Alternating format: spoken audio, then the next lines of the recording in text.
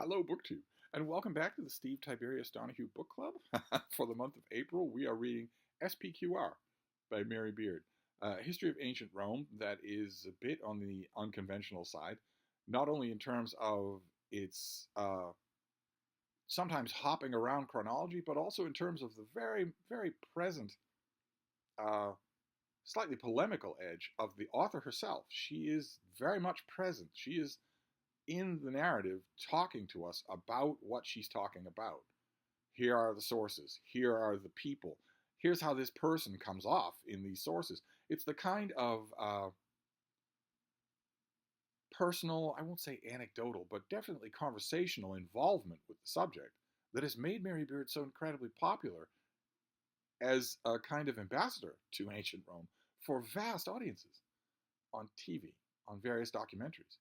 Because she manages to, the cliche term is bring things to life, but I would say more blow up the dust off of academia and make these things seem like something that you can read about. Yes, sure, there are experts, but you can read about these things. You can come to conclusions of your own. You can definitely own your own impressions, provided those impressions are grounded on enough solid fact. That's a tremendously inviting way to write and read history. I say that it's the only way to read history, no matter how experienced or credentialed the historian is. And I hadn't given that the credit that it deserved the first two times that I read this book. I'm very glad that I'm reading this thing slowly for the Steve Tiberius Donoghue Book Club. I'm very glad that I'm pouring through it like this.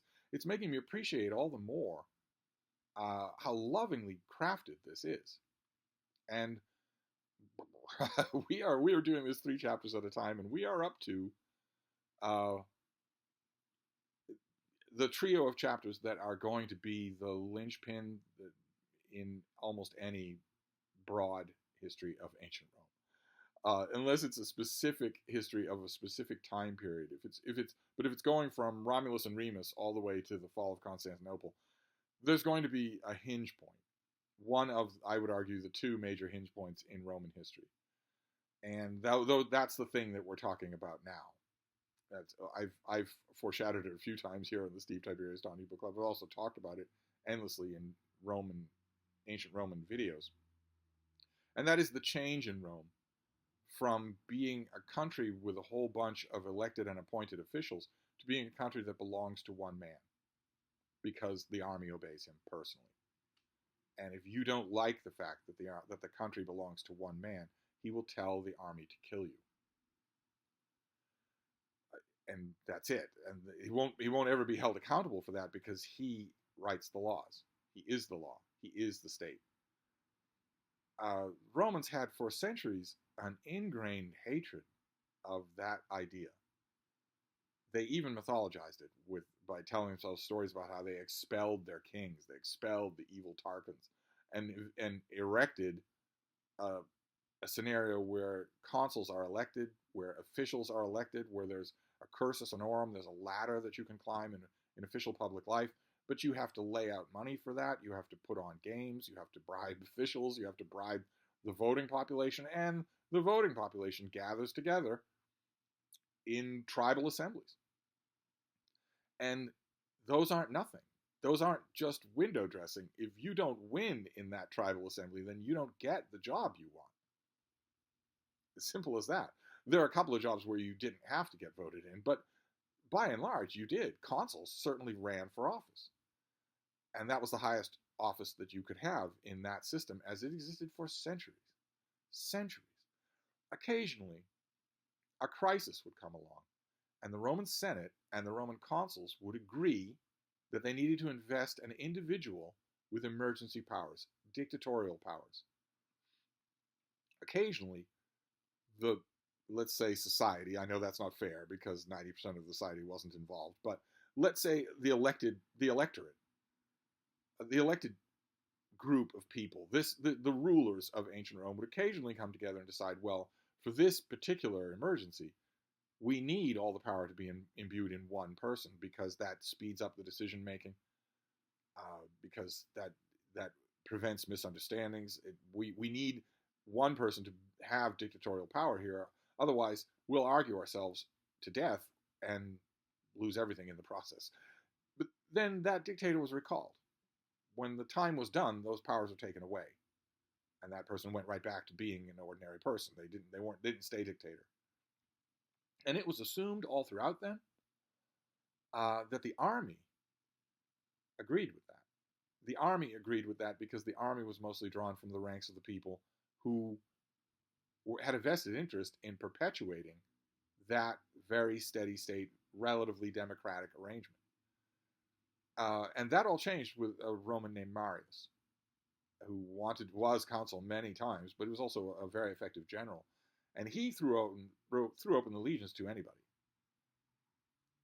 You could join. You could become one of Marius's mules. You could put on all of your equipment, and the reward, which in the past had been you're getting an honorable rung of the ladder out of the way because your goal is to get into high office and start raking in the bribes. Instead, the goal was immediate. It wasn't you're doing this because it's the duty of every right-thinking citizen and maybe it puts you on the track for a political career. Instead, you're doing this because I, your general, in this case Marius, are offering you not only pay but booty. So it's not that military service is a stepping stone to an office that will make you rich. It's that military service might make you rich, provided you're loyal to me.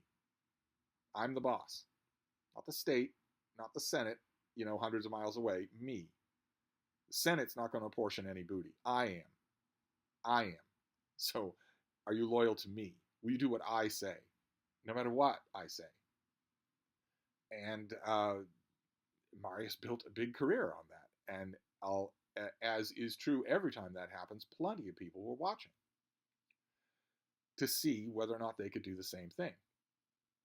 One of those people was a man named Sulla, who did the same thing, only much worse, much shorter amount of time and far more vindictive, and the same mechanism that allowed it, which is that the soldiers, the army, is loyal to him, not to the state. They'll do what he says, even if he tells them to attack the state. And one by one, in the 3 chapters that we're reading today, you see what that does. If that happens once, okay, it can be a cautionary tale, and maybe the civilian state can create fire breaks, self-preservation mechanisms to make sure it doesn't happen again, or that there's a way to stop it if it does. But if it happens repeatedly, the state is not going to survive. The state is going to become booty itself. It's going to become a prize for the victor. So it's not anymore going to be, there's this really rich temple in Carpathia, and if you take this territory for me, we'll split it up. We'll divvy up all the treasure that's inside among the men. Instead, it's going to be, if you cross the Rubicon, then we can divvy up the state. So you get Marius, and you get Sulla, and you get Cinna, and you get figures like Pompey the Great, or Pompey the Great's father, who start to realize, well, I'm rich enough to field an army on my own, and it will be, of course, completely loyal to me. And that's regardless. That's not even talking about the other legions, the other armies that I don't raise on my own, whose loyalty I can buy or suborn. You get one figure after another like that, taking gigantic axe blows to the living body of the state that nurtured them. Eventually, that's going to go in one direction only. And it does. You get heroic figures in these chapters, like, for instance, the brothers Gracchi, who were part of that civilian state, and they wanted to make it fair. They wanted to make it more equitable. And Mary Beard does a wonderful job of evoking all of these personalities, even when she doesn't particularly like them. I don't get the impression that she particularly likes Sulla, but you're never going to get a more vivid portrait of him than in these pages. And same thing down the line, culminating with 2 figures you will know even if you don't know anything about Roman history. The one is a person who, from his boyhood, at the elbow of General Marius, was watching these developments very carefully. And that person was Gaius Julius Caesar, who was a member of one of the oldest and most respected noble families. So very much invested in that civilian state, very much invested in that rule of law and that conscientious servitude and whatnot, but also seeing very clearly that if you have legions who are loyal only to you because you have enriched them and bound them into a kind of a military cult. Hi, baby. How's the baby? Oh, what you doing? Do you want to come down here? Is that why you're fussing? Oh, are we going to get Frieda yoga? Oh, there's some right there. Oh. Oh.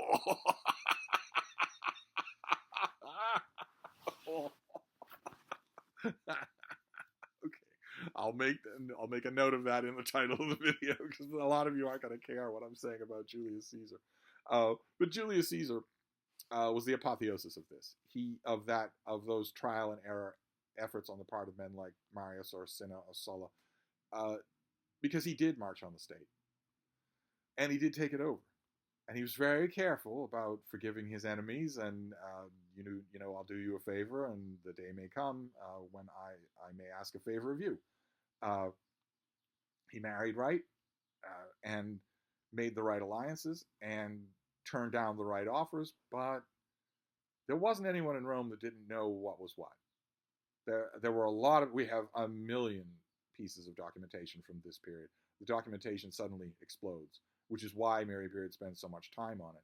And it's why in one of the chapters of the 3 that we're reading today, she's able to swerve away from politics and talk in detail about what life was like every day for bakers or, head slaves or women. One of the reasons that she can do that so well and so captivatingly is because we have all of that information for this time period when we'd give our eye teeth to have it for most other time periods.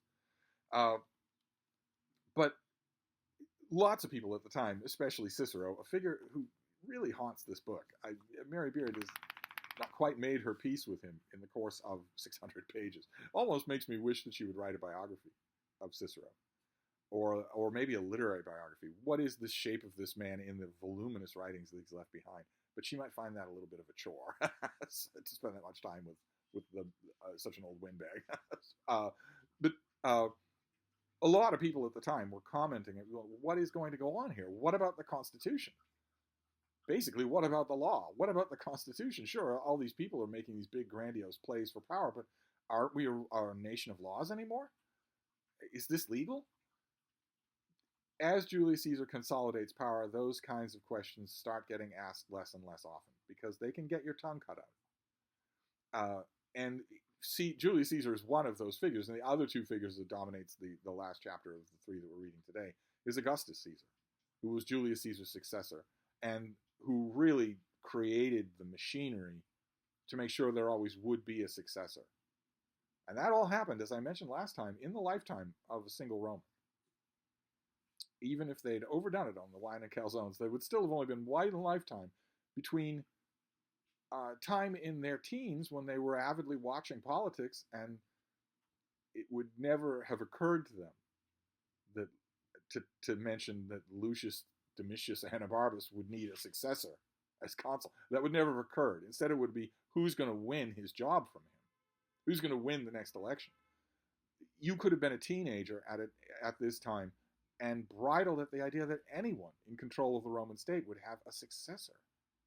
Kings have successors, not free elected representatives, not a free people. And you wouldn't be very old. You would only be in your middle ages in this time period where you were talking openly, where everyone was just talking matter-of-factly about who Caesar's successor will be.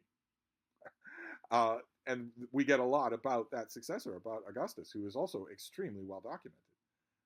And those are the chapters that we're doing today for the Steve Tiberius Donoghue Book Club, perhaps the most famous period in Roman history. The long, slow change, which Mary Beard writes in her own way. She hops around from personality to personality, from a particular trial that Cicero is involved in to goes from there to the marginal machinery that the Roman people and that colonized people had to redress grievances against bad governors, goes from there to good governors and other bad governors and military strongmen and the military strongmen who wanted to assure the loyalty of their legions by promising them prize money. to finally the military strongman who wanted the state to be a prize. And then what happens?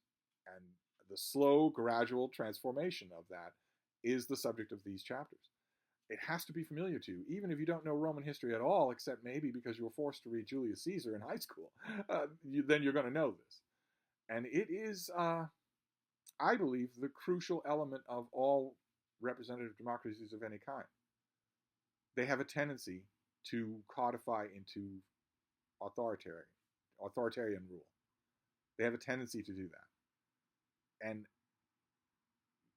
the tendency, I don't think, is arguable. So what we can really talk about is how it happens. What are the ways in which it happens? It's not always just conquest. It's, in fact, I would argue very seldom that. It's usually a gradual thing, but the lifetime of one person. It's gradual, but it's not decades long. I mean, centuries long. So I'm wondering what these chapters made you think. But anyway, we're going to move on next time to the next 3 chapters. What have we got for titles for the next 3 chapters? The 14 Emperors, the Haves and Have-Nots, and Rome Outside Rome. So those will be the next 3 for next time. So I'm going to wrap this episode of the Steve Tiberius Donoghue Book Club up, but I will see you then. Thank you, BookTube.